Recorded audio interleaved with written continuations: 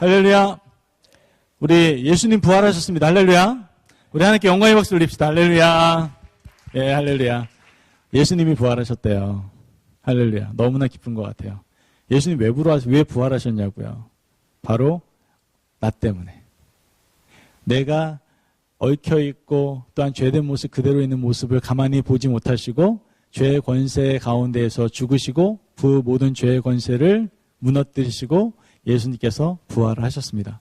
예수님께서 부활하심으로 알면 우리에게 주신 것은 회복과 자유함과 해방과 기쁨과 희망과 아멘 나올 때까지 할 거니까 한 해봐 한번. 소망과 희망과 기쁨과 자유함인 줄 믿으시기를 바랍니다. 아멘.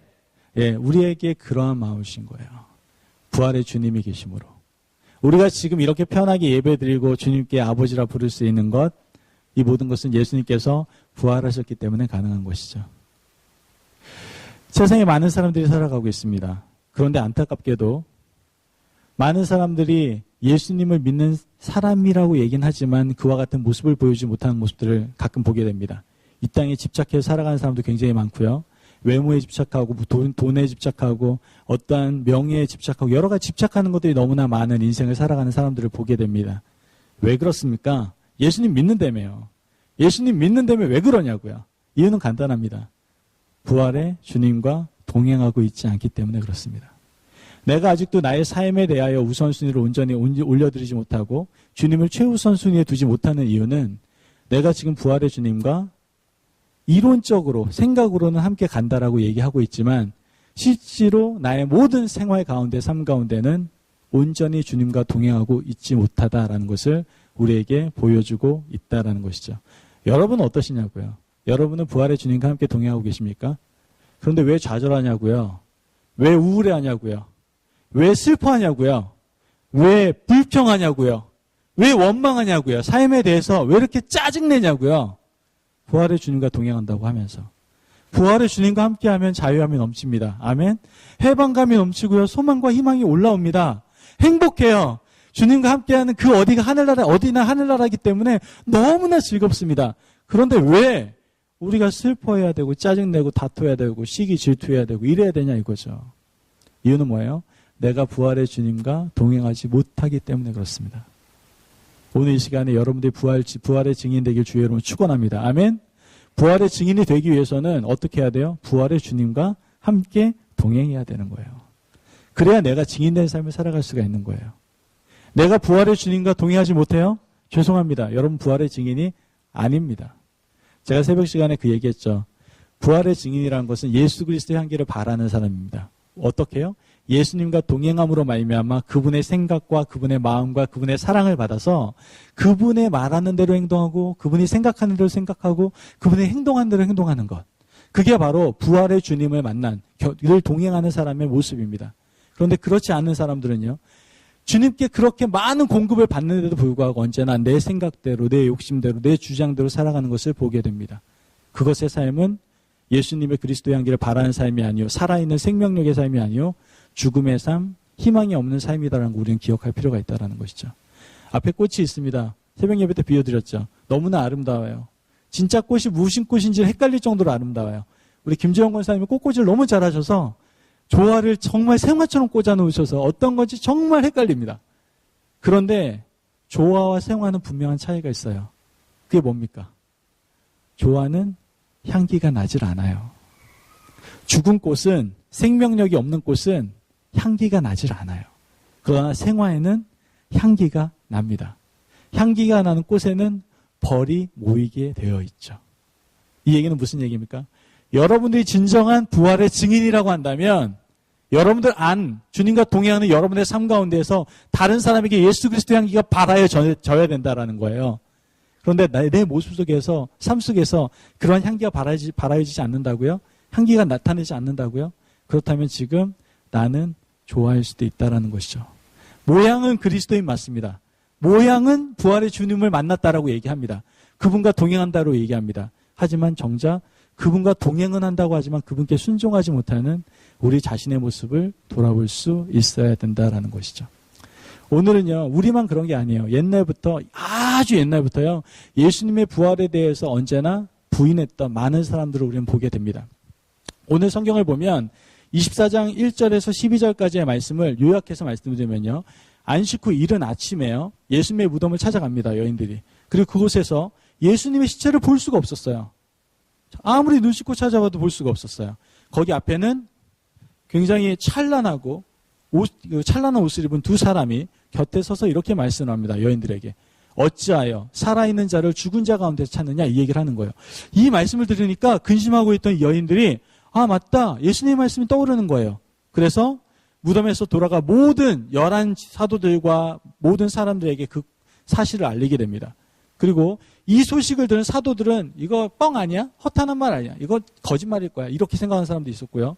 베드로 같은 사람은 그걸 직접 확인하기 위해서 무덤까지 뛰어갑니다. 갔더니 아무것도 없는 거죠. 그래서 집으로 돌아왔다는 내용이 바로 오늘 24장 1절에서 12절까지의 말씀입니다. 이 말씀을 다시 한번 요약하면 예수님이 부활하셨다는 거예요. 아멘?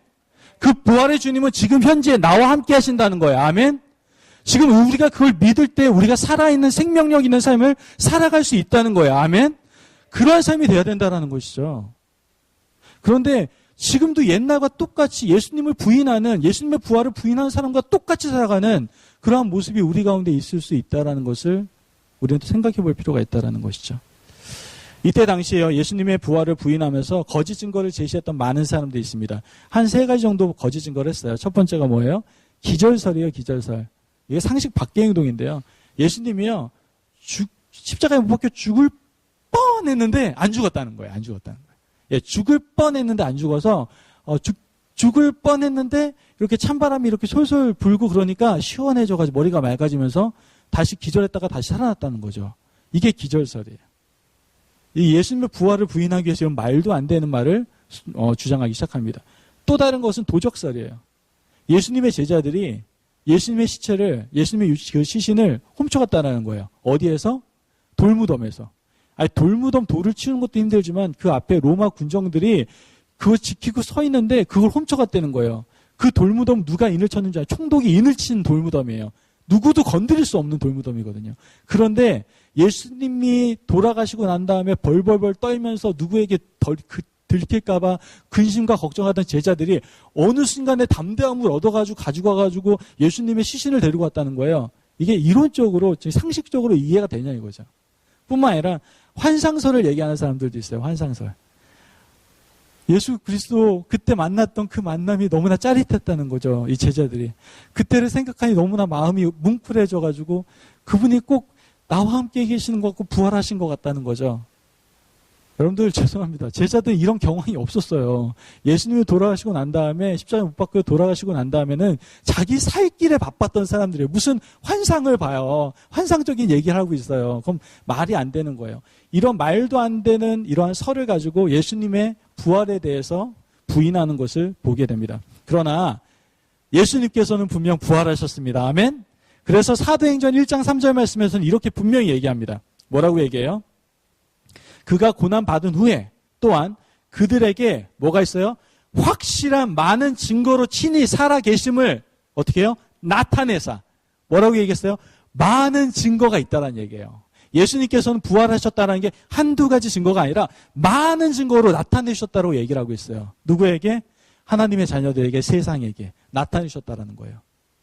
믿지 않을 수가 없도록 정말 놀라운 증거들을 막 보여주셨다는 거예요. 그런데 믿지 못하고 있다는 거예요. 누가? 내가.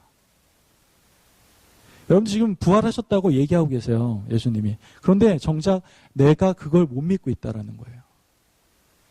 예수님의 부활의 증거들은 너무나도 많습니다. 말씀이요. 예수님의 부활을 증거하고 있거든요. 아멘.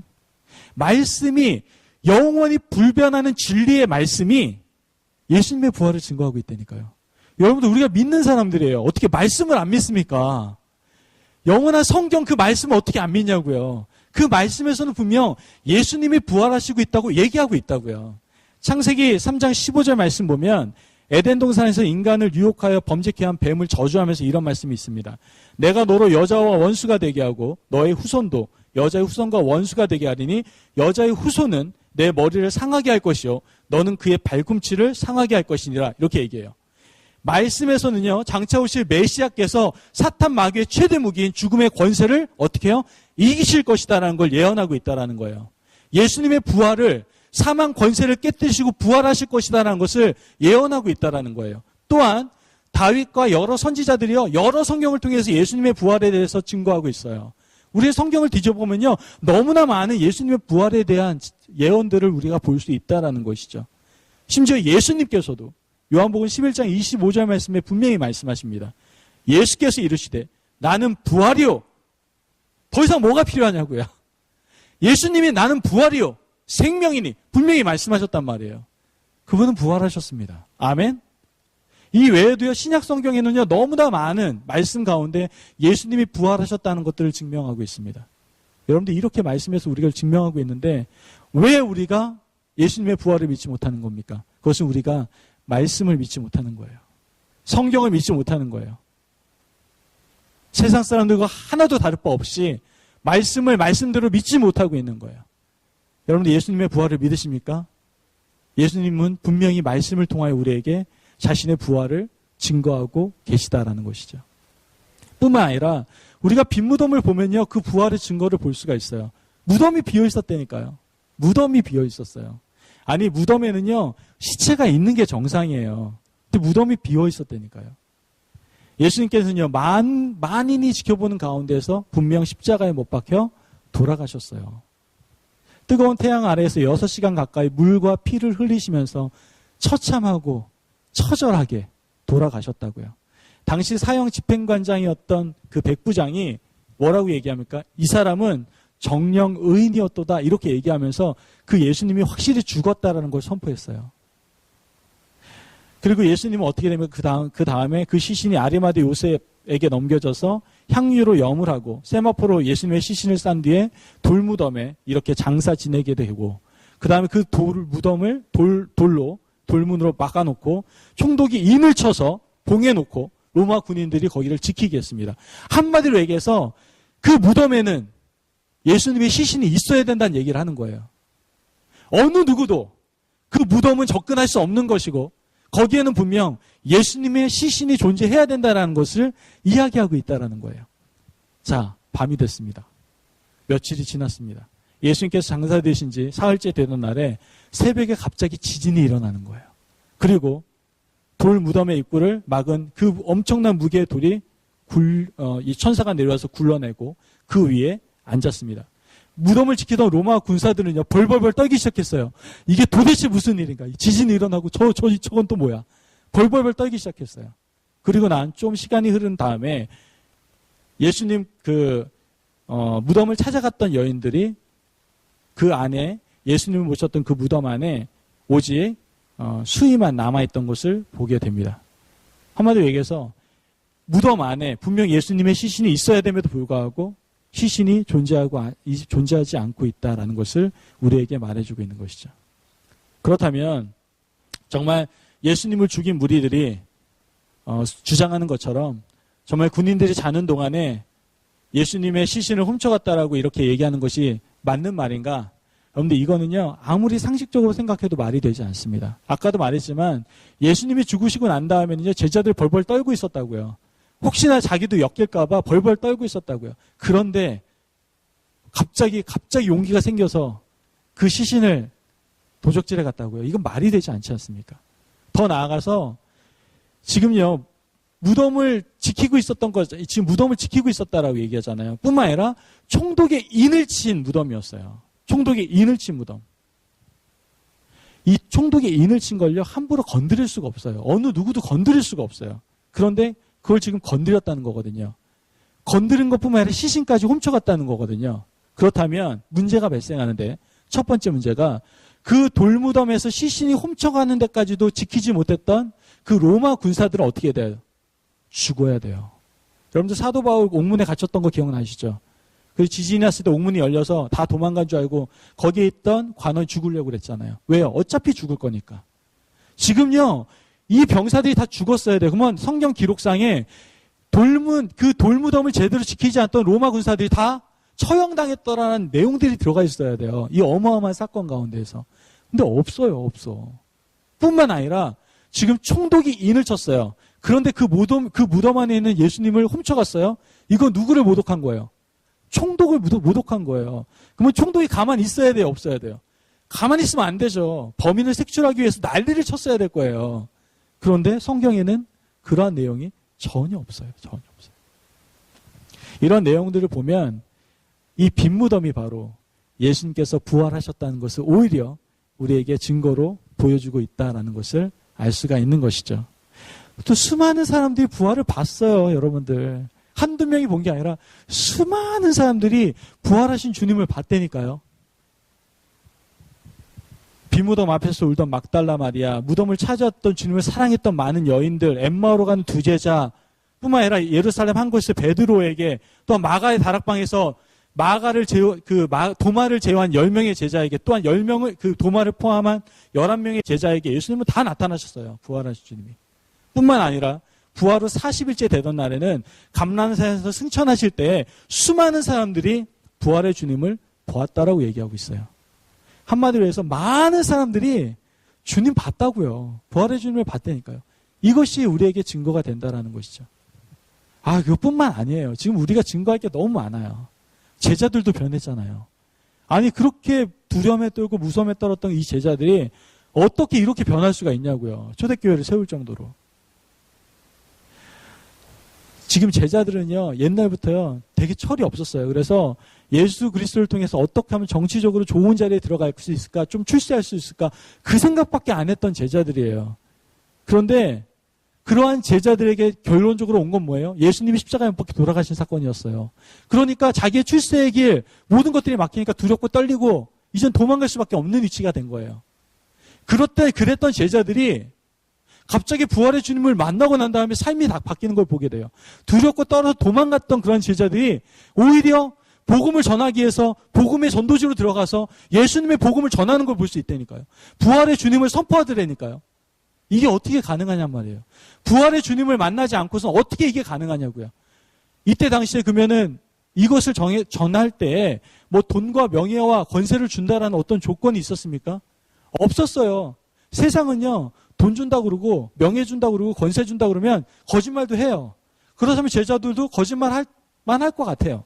그런데 지금 제자들은요, 예수님의 복음, 주님 살아나셨습니다, 이 얘기 해봤자 돈을 받는 것도 아니고 권세를 얻는 것도 아니고 명예를 얻는 것도 아니에요. 그들에게 다가오는 건 뭐예요? 고통과 순교밖에 없었어요. 그런데도 불구하고 부활의 주님을 전했다고요. 도대체 왜 그랬냐고. 이 모습 자체가 바로 예수님이 부활하셨다는 것을 증거하는 것이다 라는 것을 우리는 알 수가 있는 것이죠. 뿐만 아니라 지금도 우리가 여기 와 있잖아요. 이게 부활한 주님이 살아계신다는 거죠. 주님이 부활하셨다는 거 아닙니까? 여러분들 여기 올 만한 사람들입니까? 세상 좋아하잖아요. 얼마나 좋아요. 주일날 이 자리에 와 있다는 게 정말 멍청이 같잖아요. 얼마나 놀 게 많고 할 게 많은데 여기 와 있냐고요. 그런데 우리가 여기 와 있는 것, 예배를 드리게 되는 것, 주님만을 바라보게 되는 것, 바로 부활의 주님께서 부활하셨다는 것이 우리를 통해서 증거되고 있는 것이죠. 성령님께서 우리에게 계속해서 말씀하시는 것이죠. 예수님께서 나를 위해서 죽으셨으며 하나님의 능력으로 다시 살아나셨고 지금 하늘에서 나의 영원한 초수를 준비하고 계시며 장차 하늘로 올라가신 모습 그대로 이 땅에 재림할 것이다. 그 복음을 우리 가운데 심어주시니까 우리는 그러한 삶을 살아갈 수밖에 없는 것이죠. 이게 바로 부활의 주님께서 부활하셨다는 것을 증거하는 것이죠. 이런 모든 사실들을 우리는 알고 있습니다. 그리고 그러한 사실 속에서 우리가 영유하고 살아갈 때 우리는 부활의 주님과 함께 손잡으며 동행하며 자신감 있고 해방 있는 자유로운 삶을 우리는 살아갈 수 있는 것이 맞습니다. 그러나 안타깝게도 세상의 비진리들은 우리로 하여금 이러한 확신의 믿음, 부활의 믿음, 부활의 증인의 믿음을 갖게 하는데 많은 어려움을 줄 때가 많다라는 것이죠. 그건 부활은 잘못된 거라고. 그거는 상상 속에 있는 것이라고. 옛날에 있었던 사람들이 정말 예수님의 부활을 부인했던 그러한 광경들이 지금도 현재에도 이루어지고 있는 것이죠. 예수님은 부활한 게 아니라고. 부활했죠. 부활했음에도 불구하고 나는 내 마음 가운데 주님이 부활하신 주님과 함께 동행하는 데에는 내 스스로 제한하는 것들이 너무나도 많다는 것이죠. 여러분들 부활하신 주님과 함께 동행하며 걸으시길 주의 이름으로 축원합니다. 아멘. 부활하신 주님과 함께 동행하기 시작하면요, 그 부활의 놀라운 증거 가운데 있는 놀라운 진리들이 우리 가운데 들어오기 시작해요. 그 부활의 놀라운 능력들이 우리 가운데 들어오기 시작해요. 아멘? 예수님께 십자가에 못 박혀 돌아가시고 부활하셨던 그 놀라운 주님의 능력이 우리가 부활하신 주님과 함께 동행할 때 우리 가운데 임하기 시작한다니까요. 어떤 능력이 임하냐고요. 어떤 그 놀라운 진리들이 우리 가운데 폭포수처럼 임하기 시작하냐 이거예요. 도대체 무엇이? 바로 우리가 이제 이 세상에 국한되어 살지 않는다라는 거예요. 이젠 영원한 세상이 있다는 것을 우리는 인식하며 살아가기 시작한다라는 거예요. 아멘? 그리스도의 부활은요, 우리가 이 땅에서 살 뿐만 아니라 죽음 넘어서 새롭고 영원하고 아름다운 세상이 있다는 걸 우리에게 알게 해주세요. 아멘? 정말 그렇다니까요. 고린도전서 15장 19절 말씀을 보면 만약 그리스도 안에 우리가 바라는 것이 다만 이 세상의 삶뿐이면 모든 사람과 우리가 더욱 불쌍한 자라 이렇게 얘기해요. 만약에 정말 우리가 이 세상이 사는 게 전부라고 한다면 지금 우리처럼 사는 것은 바보, 멍청이, 불쌍한 사람이라고 얘기하고 있는 거예요. 만약에 이 땅이 전부라고 한다면. 그런데 우리가 왜 이 자리에 나와서 예배드리고 기도하고 주님과 부활하신 주님과 동행하며 걸어가려고 합니까? 이유는 간단해요. 아름다운 영원한 세상이 있다는 것을 우리는 알고 있기 때문에 그런 거예요. 아멘? 보다 더 아름다운 세상, 하나님의 나라를 우리 위해서 준비해 놓으셨습니다. 주님께서 먼저 가셔서 우리를 위하여 집을 예배해 놓으시겠다고 말씀하셨어요. 아멘? 지금은 비록 기숙사에 살고 있지만 저 하늘나라에는 지금 주님께서 집을 마련해 놓고 지금 기다리고 계신다니까요. 아멘? 고린도전서 15장 13절 말씀 보면 만일 죽은 자의 부활이 없으면 그리스도도 다시 살아나지 못하셨으리라. 지금 뭐라고 얘기하는 거예요? 바울의 말은요, 우리 인생들에게 주어진 삶이 이 땅에서만 있는 것이 아니라 죽음 너머에도 새로운 삶이 있음을 강조하고 있는 거예요. 아멘? 우리에게 또 다른 세상이 있다는 걸 분명히 얘기하고 있는 거예요. 우리가 살아가고 있는 이 땅만이 전부가 아닙니다. 내가 지금 비록 이곳에 살고 있지만 우리는 천국 생활의 그림자의 생활을 지금 이곳에서 하고 있는 것 뿐이지, 우리가 궁극적으로 바라봐야 될 땅, 우리가 궁극적으로 오랜 영원한 삶을 누리게 될 그 나라, 그 나라는 하늘나라에 있음을 여러분들 믿으시기 바랍니다. 아멘? 우리가 왜 지금 이 땅에서 집착합니까? 뭔가 얻으려고 뺏으려고 노력합니까? 그거 뺏지 못해서 상처받고, 그거 못 뺏으면 배 아프고 속상하고. 왜 그렇습니까? 이유는 간단해요. 내가 저 하늘에 대한 온전한 믿음이 없기 때문에 그래요. 하나님 나라에 마음이 다가 있으면 이 땅에 어떤 데 무슨 상관이 있습니까? 이런들 어떠리 저런들 어떠리 어떻습니까? 괜찮아요. 내가 좀 손해보면 어떻습니까? 손해보세요. 속아요? 좀 속으세요. 좀 내가 이용할 바에는 차라리 속는 게 나아요. 예. 주님께서도요, 우리에게 여러 번 속으셨잖아요. 우리 사랑한다고 했는데 결국 우리가 한 짓은 무엇입니까? 예수님 십자가에 못 박혀 죽게 하셨잖아요. 그런데도 불구하고 예수님 포기하지 않으셨어요. 베드로에게 나타나셔서 얘기하신 게 뭐예요? 너 나 사랑하니? 너 나 사랑하니? 너 정말 나 사랑하니? 예수님의 관점은 뭐였어요? 저 하늘나라를 바라보게 하시면서 우리에게 모든 것들을 회복시키게 해주시기를 원하셨다라는 거예요. 아멘? 여러분, 저 하늘나라를 바라보십시오. 그러면 이 땅에 너무나 집착하지 않고 살 수 있어요. 너무 이 땅의 것만을 바라보며 살지 않을 수 있다는 거예요. 여러분들, 이런 말이 있어요. 사람이 두 번 태어나면 한 번 죽고 한 번 태어나면 두 번 죽는다라는 얘기가 있어요. 도대체 무슨 말인지 모르겠죠. 두 번 태어나면 한 번 죽고 한 번 태어나면 두 번 죽어요? 이게 도대체 무슨 말이에요, 목사님? 이렇게 얘기하시는 분들이 있어요. 우리는요, 한 번 태어나죠. 이렇게 딱 일어나죠. 이렇게 태어나잖아요. 응애응애하고 우리 오늘 믿음이가 세례를 받았지만 이렇게 아기처럼 태어나잖아요. 한 번 태어나요. 그런데 우리는요, 한 번 더 태어나야 돼요. 누구와 함께 태어나야 돼요? 주님과 함께 한 번 더 태어나야 돼요. 그게 거룩한 예식으로 치러지는데 그걸 뭐라고 그래요? 세례라고 얘기해요. 주님, 저는 이제 주님과 함께 죽고 주님과 함께 살겠습니다. 이게 바로 세례예요. 우리가 두 번 태어날 때 우리는 한 번 죽을 수 있어요. 한 번 죽을 때 우리는 어디 가요? 영원한 나라, 아름다운 하나님의 나라로 가게 되는 거예요. 할렐루야. 그런데 우리가 한 번 태어나요. 그냥 태어났어요. 아기로. 그러고 난 다음에 열심히 살아요. 그러다가 죽어요. 그러면 우리는 죽죠. 한 번 죽죠. 그런데 한 번 더 죽어요. 그게 바로 둘째 사망이라고 하는 거예요. 지옥으로 가는 인생을 얘기하는 거예요. 계시록 21장 8절 말씀을 보면요. 그러나 두려워하는 자들아 믿지 아니하는 자들과 흉악한 자들과 살인자들과 음행하는 자들과 점술가들과 우상 숭배자들과 거짓말하는 모든 자들은 불과 유황으로 타는 못에 던져지리니 이것이 둘째 사망이라 이렇게 얘기합니다. 그러므로 부활의 증인은 이 땅에서 국한된 삶을 살아가면 안 됩니다. 주님이 준비하신 아름다운 나라, 그 하나님의 나라를 바라보면서 그 소망 가운데 우리가 살아갈 수 있음을 여러분들 기억하시기를 바랍니다. 바로 우리가 주님과 부활하신 주님과 동행할 때 그 놀라운 그 진리, 영원한 세계를 바라볼 수 있는 그 놀라운 진리와 능력이 우리 가운데 부어진다라는 거예요. 아멘. 두 번째, 우리에게 부어지는 놀라운 진리와 능력은 무엇이냐?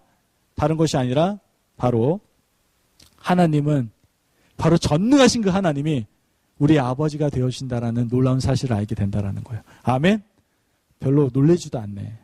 아니, 전능하신 하나님이 아버지 되어준다. 안 놀래? 그냥 아빠 있다는 거야, 지금. 근데 이거 어마어마하게 기쁜 일이에요. 진짜. 여러분들 진짜 주님과 동행하면서 그 놀라운 감격 속에 빠지면 이게 얼마나 큰 건지 알아야 돼. 그 전지전능하신 하나님이 우리 아버지 되어주셨다니까요. 옆집 아저씨도 아니고 우리 아버지가 되어주셨어요. 그 전지전능하신 분이. 예수 그리스도의 부활은요, 하나님의 궁극적인 승리를 우리에게 의미해주고 있어요. 그런데 자, 중요한 것은 무엇이냐? 예수님께서 십자가에 돌아가시고 다시 살아나셨다는 것, 이것은요 또 다른 말로 하나님의 전지전능하신 그 승리의 능력을 우리에게 보여주고 있다는 것을 말해주고 있다는 것이죠. 에베소 2장 4절에서 5절 말씀을 보면요, 긍휼에 풍성하신 하나님이 우리를 사랑하신 그 큰 사랑에 인하여 허물로 죽은 우리를 그리스도와 함께 살리셨고 너희는 은혜로 구원을 받은 것이라 이렇게 얘기합니다. 자, 하나님의 전능하심을 지금 증거하고 있는 거예요. 하나님은 모든 만물을 창조하신 전능자이십니다. 아멘. 모든 만물이 주께로부터 왔고 주께로 있으며 주께로 돌아갈지어다. 아멘. 이것이 하나님의 전지전능하신 능력이에요. 하나님께서 모든 것을 주관하신 분이다라는 것을 이야기하고 있는 거예요. 그리고 하나님께서는 부활하신 예수님 때문에 이제는 우리로 하여금 아바 아버지라고 부를 수 있게 해주셨다는 거예요. 그 전지전능하신 하나님이 이제 우리의 아버지가 되어주셨다는 것을 이야기하고 있는 것이죠. 또한 그 하나님의 전능하심은 우리에게 아낌없는 사랑으로 우리에게 표현해주고 계신다는 것을 알 수가 있는 거예요. 한없는 사랑, 아멘. 끝없는 사랑, 아멘. 변함없는 사랑, 아멘. 그 사랑을 우리에게 부어주고 계시는 거예요, 지금.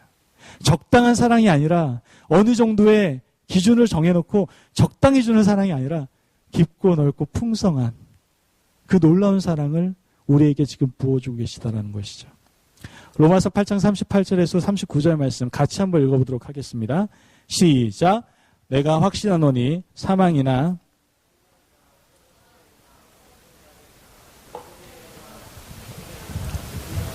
높음이나 깊음이나 다른 어떤 피조물이라도 우리를 주 그리스도 예수 안에 있는 하나님의 사랑에서 끊을 수 없으리라. 아멘.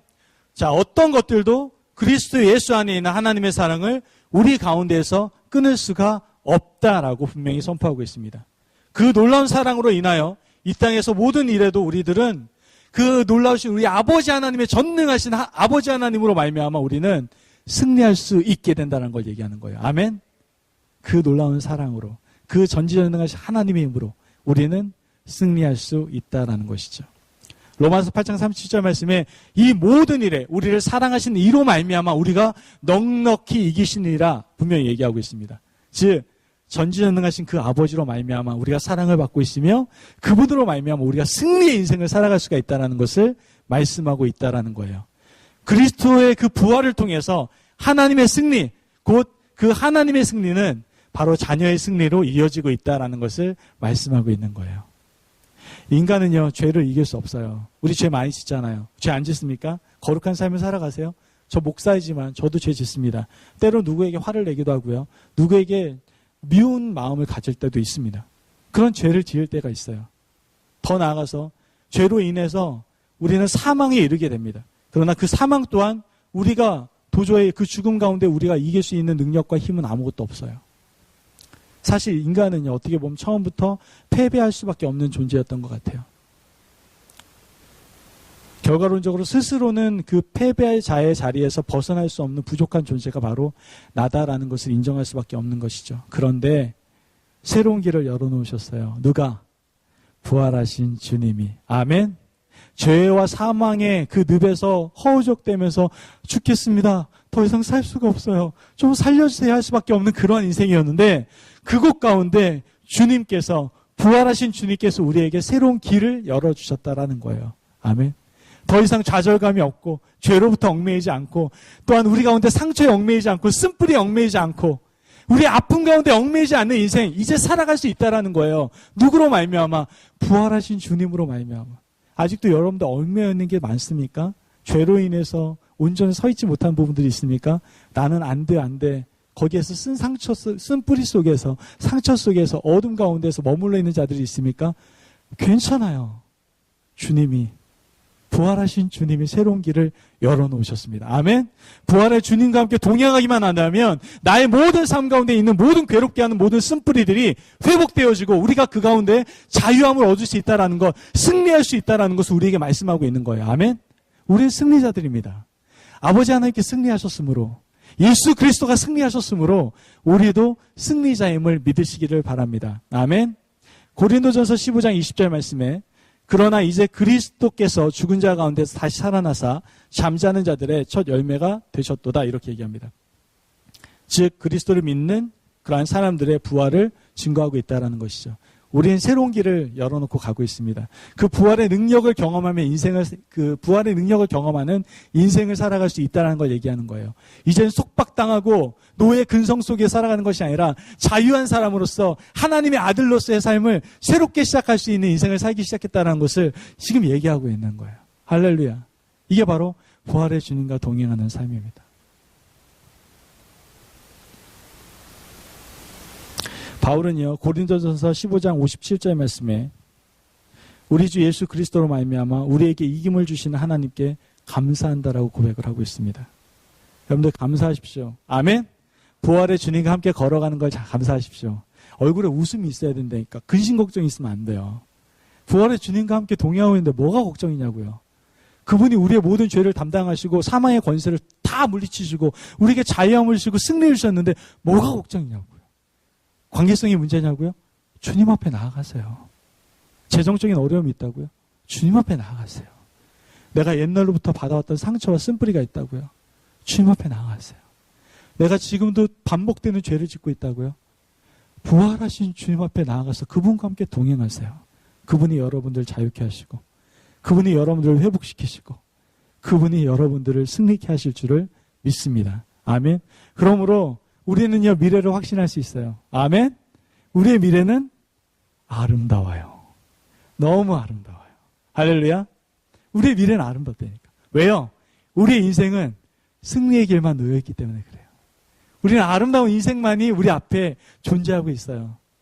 사람들이 볼 때에는 되게 불쌍하다, 어려워 보인다, 되게 좀 어려워 보이고 불쌍해 보이는데 괜찮을까, 이렇게 생각하는 인생일 수도 있어요. 하지만 우리는 이미 승리한 인생이에요. 아멘.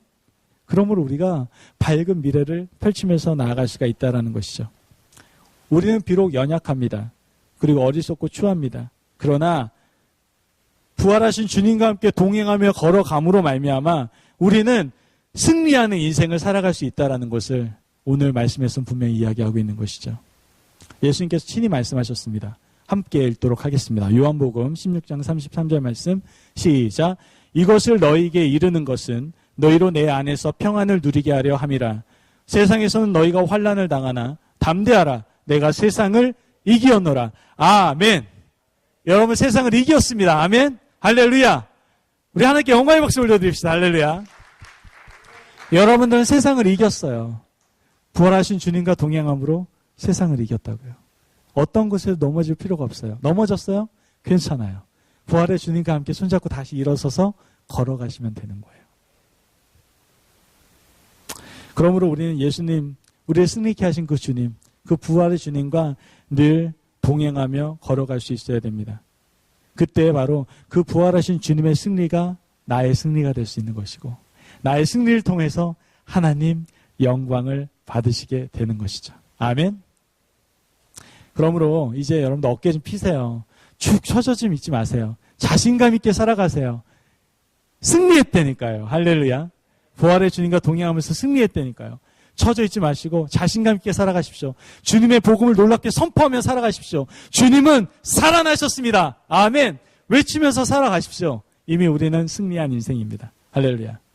하나님으로부터 그 무한한 사랑을, 정말 끊을 수 없는 그 사랑을 받고 있으며 이미 세상 가운데 승리한 존재, 그 존재가 바로 부활의 증인인 우리들입니다. 여러분들, 우리가 부활의 증인을 살아갑시다. 그것은 바로 부활한 주님과 함께 동행하며 걸어가는 사람들입니다. 머릿속으로만 이해하지 말고 내 마음속에 나의 모든 것들 온전히 주의 부활하신 주님의 말씀에 순종하며 나아갑시다. 그때 우리는 진정한 부활의 증인의 삶을 살아갈 수가 있게 될 줄을 믿습니다. 아멘. 조화되지 마시고 생화가 되세요. 그것은 부활의 주님과 동행하며 순종할 때 가능한 겁니다. 기도하겠습니다.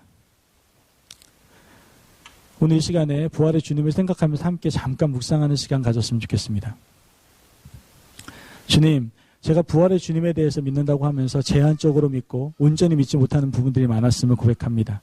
그래서 내 삶 가운데 승리하지 못하고 좌절하고 슬프고 또한 넘어질 때가 많았음을 주님께 고백합니다.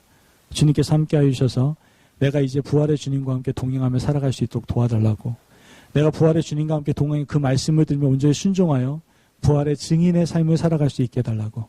할렐루야. 주님, 내가 부활의 증인이 되기를 원합니다. 주님, 나 죄 많고 연약하고 헐벗은 사람이지만 부활하신 주님과 함께 내가 온전히 걸어가겠습니다. 나를 사용하여 주세요. 나를 통하여 주님 살아나셨습니다가 나의 모습을 통하여 드러날 수 있도록 주님 도와주세요. 우리 함께 묵상하며 나갑시다.